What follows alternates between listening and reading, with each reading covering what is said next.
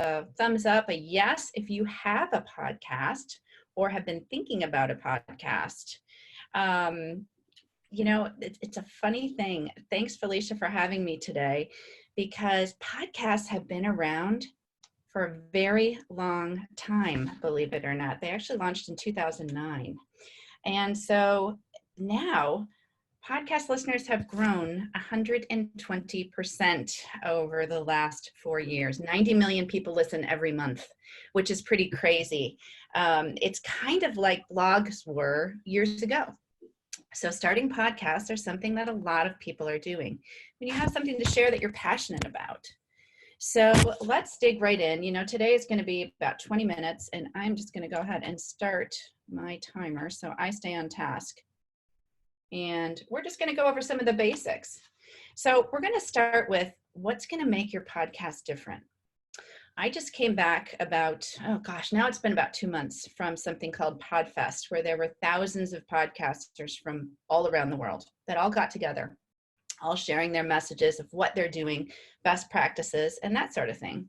So, let's think about what would make your podcast different, because you need to stand out. As everybody knows, there's a tremendous amount of noise, and there's a lot of podcasts out there. So, everybody has different ideas, what they're thinking about. So you have to kind of start with, why am I starting this podcast? What is the podcast going to be about? And those two questions are actually some of the most difficult to come up with. So let's think about that. There's different concepts around podcasts. There are podcasts about history, pop culture, medicine. There's some about fictional towns with aliens. That is true. I actually met a couple of them in Florida that have those successful podcasts. Relationships, mental health, anything under the sun. So when you start, ask yourself these questions. Why am I starting a podcast? And what is my podcast going to be about? So your why, if you listen to Simon Sinek or anything, if you do any type of, books that you've read about developing your why, it's your goal or your purpose for why you're starting the podcast. So let's think about that for a minute. Let's break it down. If you're starting a podcast, think about these 3 things. Is it to generate leads for your business? Is it to share your message? Or is it simply to have fun? So those are some things you can kind of think about as you develop your thoughts around a podcast. Now, for me, this is one of the quotes if you've listened to my podcast, it's called Fearlessly Facing 50, and it's all about midlife women. My demographic is basically women between the ages, between the ages of about 35 and 65. And there's men that listen as well. One of the things that I say a lot is we haven't peaked yet. We're just getting started. I wanted to talk about midlife women because that's what I'm passionate about. I'm turning 50 is why I called mine Fearlessly Facing 50. I'm now 50. But that's kind of where my thought process was. How I really started this was thinking, okay, what are the conversations that I'm having with my peers, my family? They all revolved around questions at midlife. All of these things that we go through as women that challenge us. So that was my why for why I developed my podcast. So let's talk about choosing your theme or topic. All right. So like I said, I'm passionate about empowering and encouraging women at midlife and beyond. So choose something you're passionate about. Realize that you're going to spend a whole lot of time researching it. And it takes a lot of time. It's market research, basically. You're going to be listening to other podcasts in your genre and listening to them all over and over and over again, finding out what you like about them, finding out things you may want to do differently. And it also generates some ideas for your own theme or topics. So I spent a lot of time just doing market research of my own, listening to podcasts. And I had never listened to podcasts before I started. And I had a podcast about 4 months ago, with Zibby Owens. And Zibby runs a great podcast called Moms Don't Have Time to Read Books.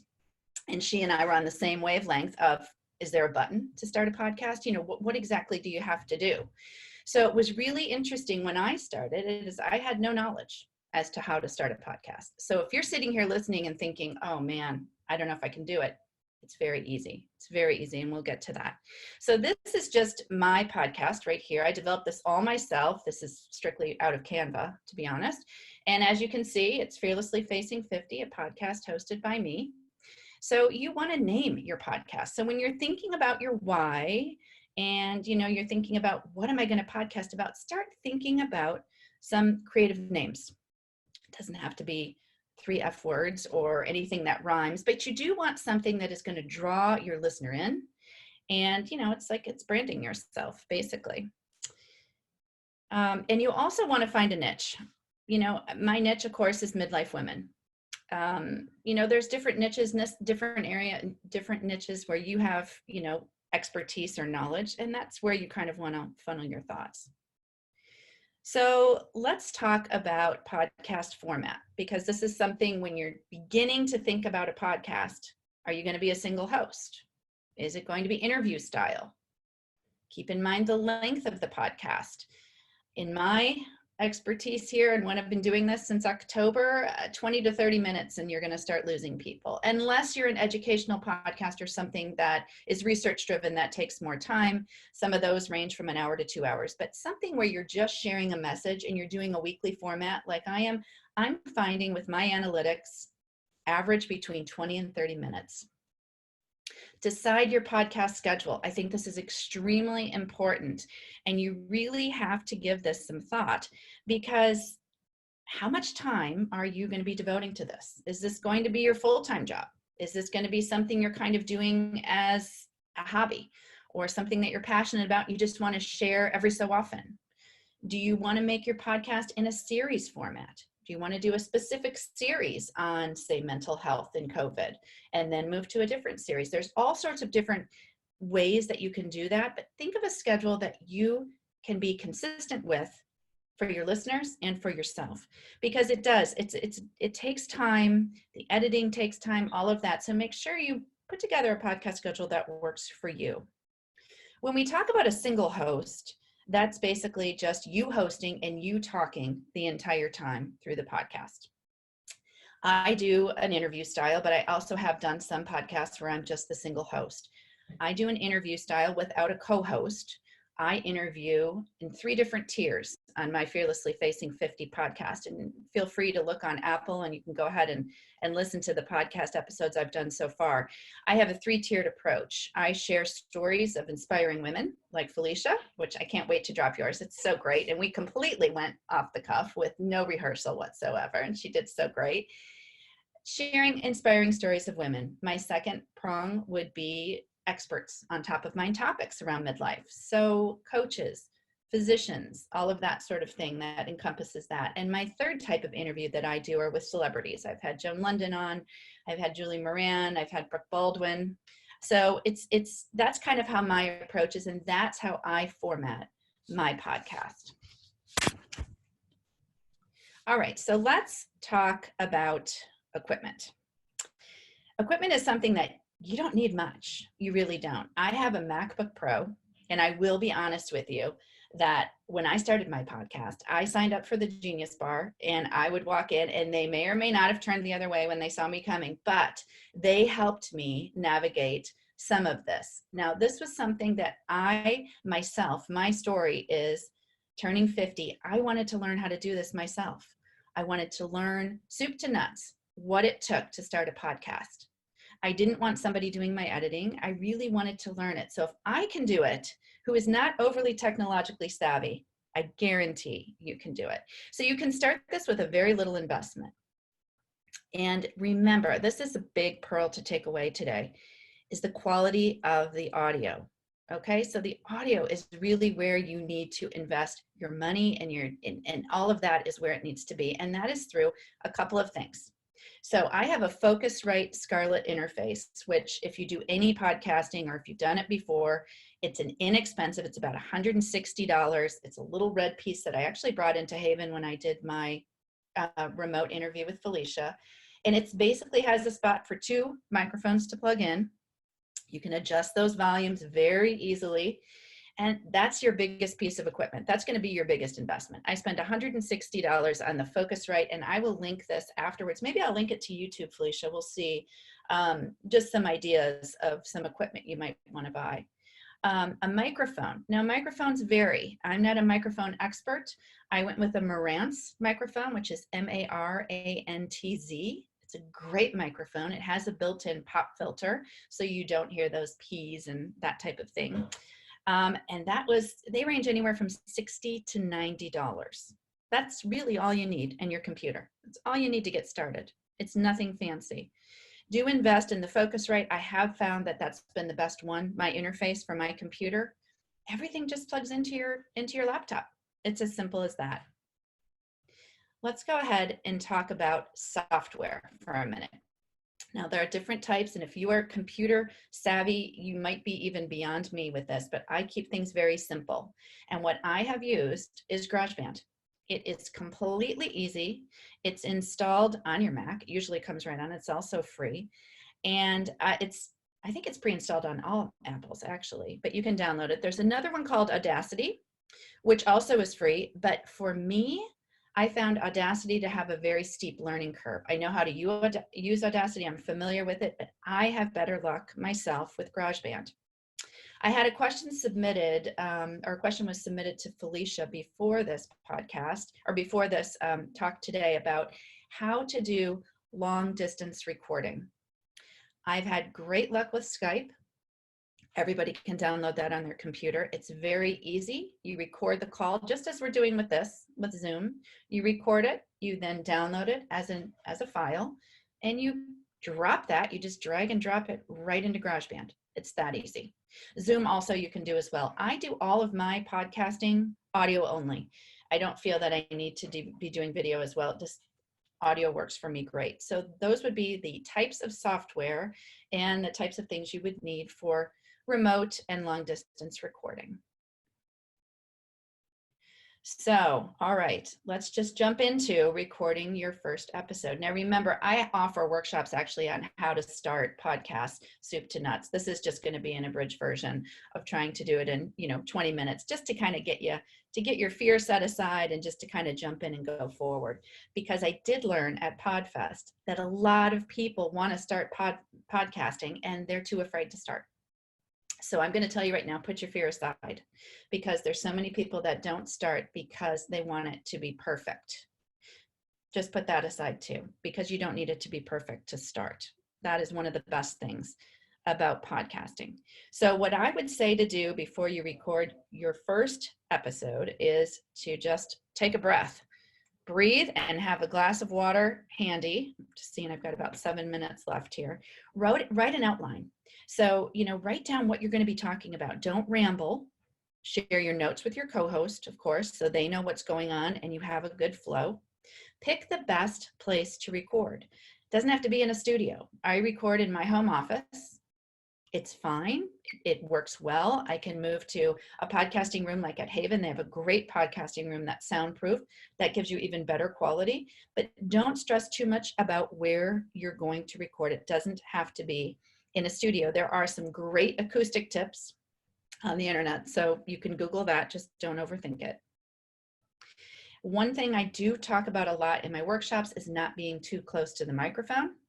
And there is kind of a whole thing that would go through just talking about, how to get your best voice, your best, everything, so people can hear it well. And the next part of that is just literally sit back and enjoy. You know what? Enjoy what you're saying, believe in what you're saying, and that's the most important part. So let's talk about a couple of other things that go about starting a podcast. Some of the things that you have to do. Don't forget about your podcast intro. Now, if you go ahead and Google my podcast afterwards, you can listen to my intro. I've pre-recorded that, and it's the same intro every time. I drop that little 10-second blurb into my GarageBand file as my intro every time I do a podcast. Don't forget about your podcast theme song. That actually is really important, and they have to be royalty free. So you can use, I think there's Music Jungle, there's all sorts of different ones where you can find some music that kind of goes with the theme of your podcast. When you download your podcast, you're going to export it into an MP3 file. That's what every podcaster uses. If you have luck with something else and you've done podcasts a different way, that's fine. I have the best luck downloading it as an MP3. You're going to upload your podcast when you're done to a host. I'm not going to get into all of the different host platforms that are available because there are so many. And at this point, if you're just thinking about starting a podcast, there's a whole lot of things you want to do before you even think about your host. There's all sorts of different ones out there. There's Buzzsprout, which I use, Libsyn, WordPress, SoundCloud, all of those. So those are something that we'll go through later if you decide to go forward with a podcast. Some advice I have for you is to record at least 3 to 5 episodes before you launch. You want to do that because, one, you've kind of got a flow ready of what you want to do. You get better over time. You have a chance to listen to what you've recorded and have somebody else listen to it and see how that audio sounds. Because the worst thing you can do as a podcaster, and I learned this along the way, is some of my early episodes, the volume wasn't great. It wasn't even. I don't have a mixing board. It was a little bit off. So I went back and recalibrated and figured that all out. But you know what? If somebody doesn't like the audio, they're going to turn it off. It's just like a radio station. If it's fuzzy or if it's too loud or too soft, you're going to lose them. So that would be my suggestions there. And then, after you have these 3 to 5 episodes before you even launch, ready to go, this gives you a little bit of time to design your artwork, to write a description for your podcast, to pick a category for your podcast, and to submit your podcast to podcast directories. I know that sounds like a whole lot, but it really isn't that bad. Now, the artwork, as I showed you earlier in the presentation, is something that I designed on my own out of Canva. Of course, there are people that design artwork, but keep it simple. Less words, all of that is better. And of course, write a good description. And when you're doing your market research, take a look at the top 100 podcasts in each category and check out what they've written for their description. Some really good keywords. Pick a category. You can go through on Apple and you can choose different categories for your podcast. So you want to find one that aligns well with your podcast. The first one you choose will be the one that it goes into. You can have subcategories, but the first one you pick as a category is where you'll be in the podcast directories. And you're going to submit them to different directories. And by directories, it's Spotify, Apple, Google, Overcast. There's a million of them out there, and I can help walk you through that as well. Apple, of course, is the one that gets the most views. When I look at my analytics each week for my podcast and see where people are listening all over the world now, you can see that most listen to it on Apple. So that's kind of where we are. I wanted to show you a few things before I close out. I hope that was helpful. These are just a few things that I designed on my own. In the upper left corner there, you'll see Fearlessly Facing 50. This is something that I attached to my blog post and on my website. So everything aligns between fearlesslyfacing50.com and my podcast.